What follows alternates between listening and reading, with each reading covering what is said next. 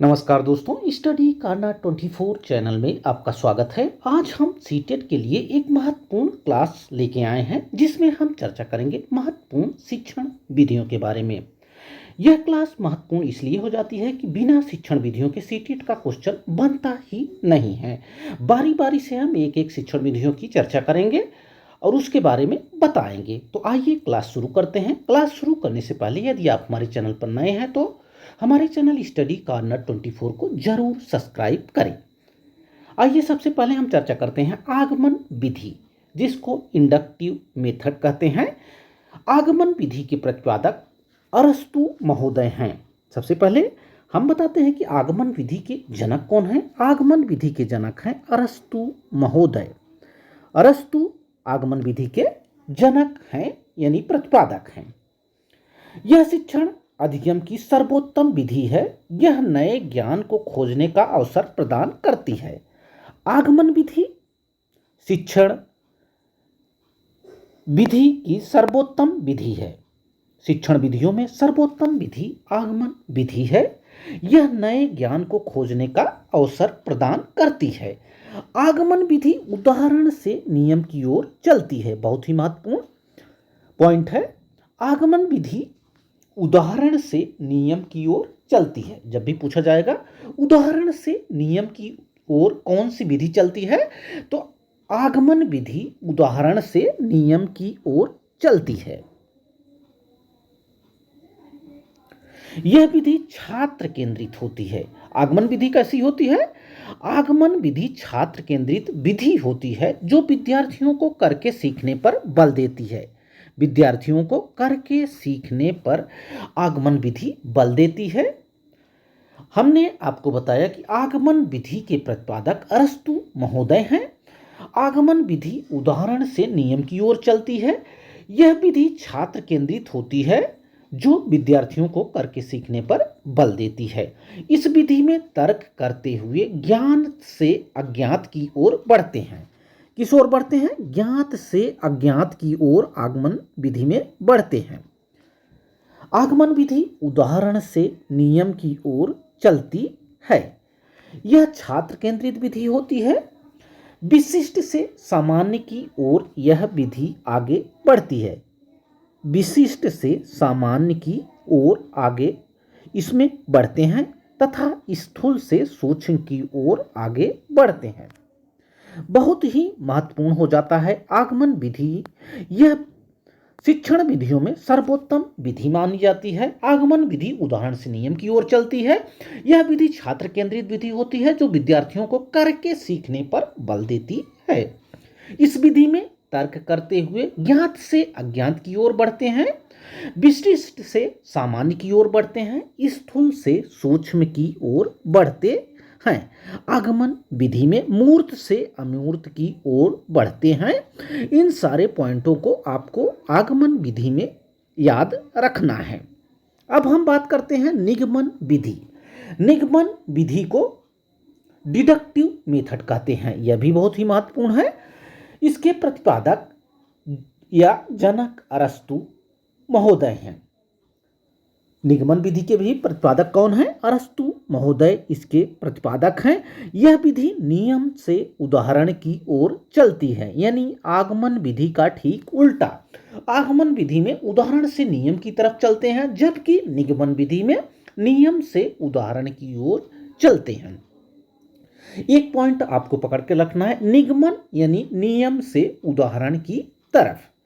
निगमन विधि में नियम से उदाहरण की ओर चलते हैं। इस विधि में सर्वप्रथम विद्यार्थियों को नियमों का ज्ञान दिया जाता है, उसके बाद उदाहरण बताए जाते हैं। हमने आपको बताया कि निगमन विधि आगमन विधि का ठीक उल्टा है। आगमन विधि उदाहरण से नियम की ओर चलती है, जबकि निगमन विधि नियम से उदाहरण की ओर चलती है। इस विधि में सर्वप्रथम विद्यार्थियों को नियमों का ज्ञान दिया जाता है, उसके बाद उदाहरण बताए जाते हैं। निगमन विधि शिक्षक केंद्रित विधि होती है। आगमन विधि कैसी होती है? आगमन विधि छात्र केंद्रित होती है, जबकि निगमन विधि शिक्षक केंद्रित होती है। निगमन विधि शिक्षक केंद्रित विधि होती है। इसमें शिक्षक ही सारे नियम सिखाते हैं। निगमन यानी नियम से उदाहरण की तरफ। हमने बताया कि आगमन का ठीक उल्टा निगमन विधि होती है। यह विधि नियम से उदाहरण की ओर चलती है। सर्वप्रथम विद्यार्थियों को नियमों का ज्ञान दिया जाता है, उसके बाद उदाहरण बताए जाते हैं। यह विधि यानी निगमन विधि शिक्षक केंद्रित विधि होती है। इसमें शिक्षक ही सारे नियमों का सिखाता है, शिक्षक ही सारे नियमों को सिखाता है। निगमन विधि आगमन विधि का ठीक विपरीत कार्य करती है, इसको हम पहले ही बता चुके हैं। इस विधि में अज्ञात से ज्ञात की ओर बढ़ते हैं। निगमन विधि में अज्ञात से ज्ञात की ओर बढ़ते हैं, नियम से उदाहरण की ओर आगे बढ़ते हैं, सूक्ष्म से स्थूल की ओर आगे बढ़ते हैं तथा अमूर्त से मूर्त की ओर आगे बढ़ते हैं। निगमन विधि आगमन विधि की ठीक विपरीत होती है।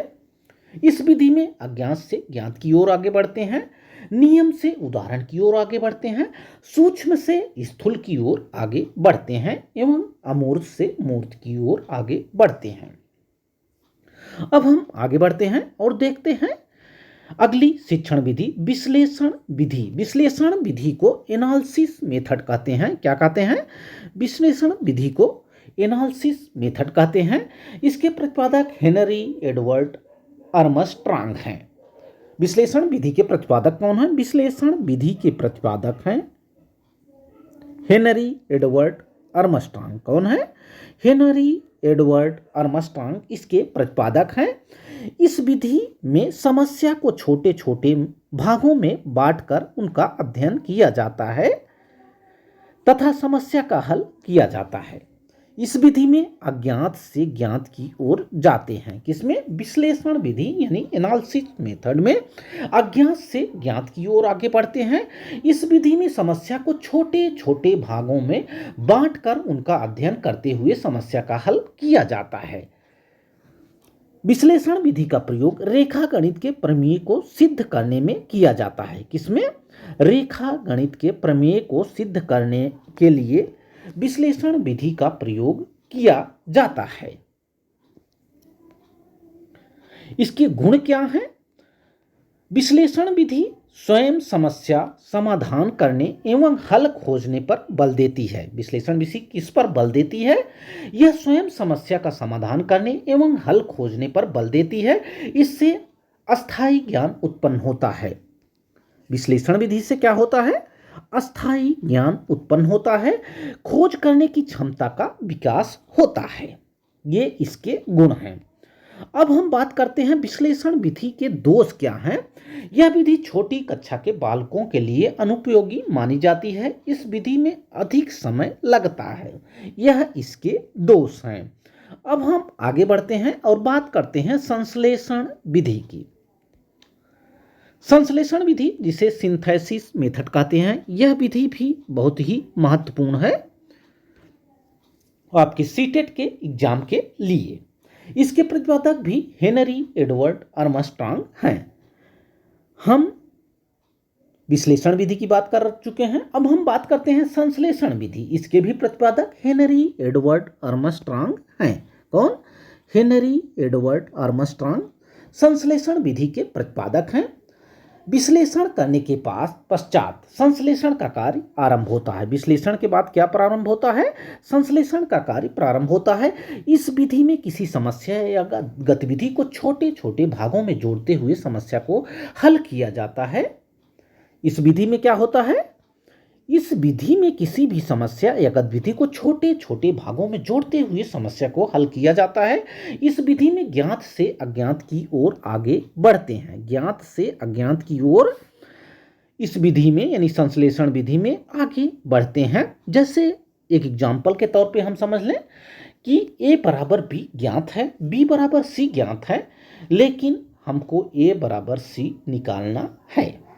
इस विधि में समस्या या गतिविधि को छोटे छोटे भागों को जोड़ते हुए समस्या का हल किया जाता है। इस विधि में ज्ञात से हम अज्ञात की ओर आगे बढ़ते हैं, अर्थात ज्ञात बातों की खोज करके अज्ञात की खोज की जाती है। अब हम बताते चलें संश्लेषण विधि के गुण क्या हैं। मंद बुद्धि के बालकों के लिए यह विधि अत्यंत उपयोगी होती है। किसके लिए? मंद बुद्धि के बालकों के लिए यह विधि अत्यंत उपयोगी होती है। ज्यादातर गणितीय समस्याओं को हल करने के लिए इस विधि का प्रयोग किया जाता है। अब हम आगे बढ़ते हैं, बात कर लेते हैं प्रोजेक्ट विधि यानी प्रोजेक्ट मेथड की। यह भी एक महत्वपूर्ण विधि है। प्रोजेक्ट मेथड की बात कर लेते हैं। इसके प्रतिपादक कौन है? किलपैट्रिक महोदय। सबसे पहले इनके प्रतिपादक को याद रखना है। प्रोजेक्ट विधि के प्रतिपादक कौन है? किलपैट्रिक महोदय प्रोजेक्ट विधि के प्रतिपादक हैं। इसको आपको भूलना नहीं है, यह भी बहुत महत्वपूर्ण है।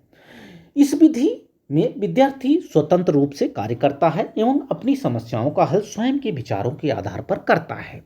प्रोजेक्ट विधि में विद्यार्थी क्या करता है? स्वतंत्र रूप से कार्य करता है एवं अपनी समस्याओं का हल स्वयं के विचारों के आधार पर करता है। यह विधि अनुभव केंद्रित होती है। जब भी बात की जाएगी कि अनुभव केंद्रित विधि कौन सी है, तो प्रोजेक्ट विधि अनुभव केंद्रित विधि होती है। प्रोजेक्ट विधि कैसी होती है? अनुभव केंद्रित विधि होती है। यह विधि बालकों के सामाजिकरण पर विशेष बल देती है। बालकों के सामाजिकरण पर बल देती है। बालकों के सामाजिकरण पर प्रोजेक्ट विधि बल देती है। इस विधि में यानी प्रोजेक्ट विधि में विद्यार्थी क्रियाशील यानी सक्रिय रहते हैं। प्रोजेक्ट विधि में विद्यार्थी कैसे रहते हैं? विद्यार्थी सक्रिय यानी क्रियाशील रहते हैं। समूह में रहकर कार्य करना सीखते हैं। इससे उनमें आत्मविश्वास पैदा होता है। यह बाल केंद्रित शिक्षण विधि है। प्रोजेक्ट विधि कैसी है? यह बाल केंद्रित शिक्षण विधि है। यह विधि बालकों के सामाजिकरण पर विशेष बल देती है। इसमें विद्यार्थी क्रियाशील यानी सक्रिय रहते हैं। इतनी सारी बातें आपको प्रोजेक्ट विधि में याद रखना है। अब हम आगे बढ़ते हैं, बात करते हैं प्रत्यक्ष विधि यानी डायरेक्ट मेथड की बात करते हैं। प्रत्यक्ष विधि डायरेक्ट मेथड यानी प्रत्यक्ष विधि। यह विधि, इस विधि में जो बालक मातृभाषा होती है, इस विधि में यानी जो प्रत्यक्ष विधि होती है, इसमें बालक की जो मातृभाषा होती है उसे बिना मध्यस्थ बनाए अन्य भाषाएं सिखाई जाती हैं। प्रोजेक्ट विधि में बालक की जो मातृभाषा होती है उसे बिना मध्यस्थ बनाए अन्य भाषाएं भी सिखाई जाती हैं। इस विधि में बालक को बिना व्याकरण के नियमों का ज्ञान कराए भाषा सिखाई जाती है। यानी इस विधि में जो प्रत्यक्ष विधि होती है, बालक को बिना व्याकरण के नियमों का ज्ञान कराए यह भाषा सिखाई जाती है। यह विधि वार्तालाप के माध्यम से अधिक सीखने पर बल देती है। वार्तालाप के माध्यम से सीखने पर कौन सी विधि अधिक बल देती है? प्रत्यक्ष विधि वार्तालाप के माध्यम से सीखने पर अधिक बल देती है। इस विधि में श्रव्य दृश्य सामग्री का प्रयोग किया जाता है। प्रत्यक्ष विधि प्राथमिक कक्षाओं हेतु अत्यधिक उपयोगी है। इसको भी आपको ध्यान रखना है। प्रत्यक्ष विधि प्राथमिक कक्षाओं हेतु अत्यधिक उपयोगी है। अब हम बढ़ते हैं आगे और बात करते हैं अनुकरण विधि। बात हम कर लेते हैं किसकी? अनुकरण विधि की बात करते हैं। अनुकरण विधि में बालक अनुकरण करके सीखता है। जैसा कि नाम से ही पता चल रहा है, अनुकरण विधि, अनुकरण विधि में बालक अनुकरण करके सीखता है, इसलिए इसको अनुकरण विधि भी कहा जाता है। इस विधि में बालक अपने शिक्षक का नकल करके लिखना, पढ़ना तथा नवीन रचना करना सीखता है। इस विधि में यानी जो अनुकरण विधि है, इसमें बालक शिक्षक के उच्चारण को अनुसरण करके वाचन करना सीखता है। हमने आपको बताया अनुकरण विधि में बालक अनुकरण करके सीखता है। इस विधि में बालक अपने शिक्षक का नकल करके लिखना, पढ़ना तथा नवीन रचना करना सीखता है। इस विधि में बालक शिक्षक के उच्चारण का अनुसरण करके वाचन करना सीखता है। पहले शिक्षक बोलता है, फिर बच्चे उसका अनुसरण करते हैं। अब हम बात कर लेते हैं मॉन्टेसरी विधि की। मॉन्टेसरी विधि के प्रतिपादक मारिया मॉन्टेसरी हैं। कौन है? मॉन्टेसरी विधि की प्रतिपादक हैं मारिया मॉन्टेसरी। कौन है?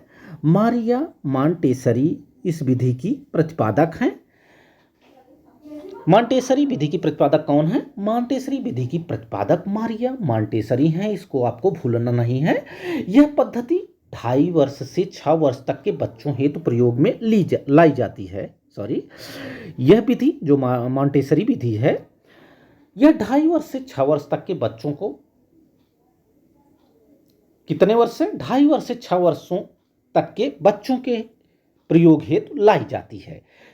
इस शिक्षण पद्धति का विकास डॉक्टर मारिया मॉन्टेसरी द्वारा रूस विश्वविद्यालय में मंद बुद्धि बालकों की चिकित्सा हेतु किया गया। किसके चिकित्सा हेतु? मंद बुद्धि बालक के चिकित्सा हेतु किया गया। कुछ समय बाद सामान्य बुद्धि बालकों के उपयोग में भी लाई जाने लगी। यह महत्वपूर्ण शिक्षण विधि है, मॉन्टेसरी शिक्षण विधि। इसकी प्रतिपादक मारिया मॉन्टेसरी हैं। अब हम बात कर लेते हैं व्याख्यान विधि। व्याख्यान विधि को लेक्चर मेथड कहते हैं। यह अंतिम शिक्षण विधि है इस चैप्टर में। व्याख्यान शिक्षण विधि, व्याख्यान शिक्षण विधि जिसको लेक्चर मेथड कहते हैं, यह भी एक महत्वपूर्ण शिक्षण विधि है। व्याख्यान विधि में किसी तथ्य विषय की व्याख्या की जाती है। व्याख्यान विधि में क्या होता है? व्याख्यान विधि में किसी तथ्य विषय की व्याख्या की जाती है। व्याख्यान विधि शिक्षण की सबसे प्राचीन विधि है, इसको भी आपको ध्यान रखना है। व्याख्यान विधि शिक्षण की सबसे प्राचीन विधि है। यह शिक्षक केंद्रित होती है। कैसी होती है? शिक्षक केंद्रित शिक्षण विधि हो। कौन सी है? व्याख्यान विधि कैसी है? शिक्षक केंद्रित शिक्षण विधि है। इस शिक्षण विधि में शिक्षक की भूमिका प्रमुख होती है। व्याख्यान विधि में आपको ध्यान रखना है, यह शिक्षण विधि की सबसे प्राचीन विधि है। व्याख्यान विधि में किसी तथ्य विषय की व्याख्या की जाती है। यह शिक्षक केंद्रित शिक्षण विधि है। इस शिक्षण विधि में शिक्षक की भूमिका प्रमुख होती है। आशा है कि आज की क्लास जो शिक्षण विधियों पर थी, हमने आपको बताया, सारी बातें आपको समझ में आई होंगी। क्लास अच्छी लगी हो तो क्लास को लाइक करें, शेयर करें तथा हमारे चैनल स्टडी कार्नर 24 को जरूर सब्सक्राइब करें। Thanks for watching this video. Thank you.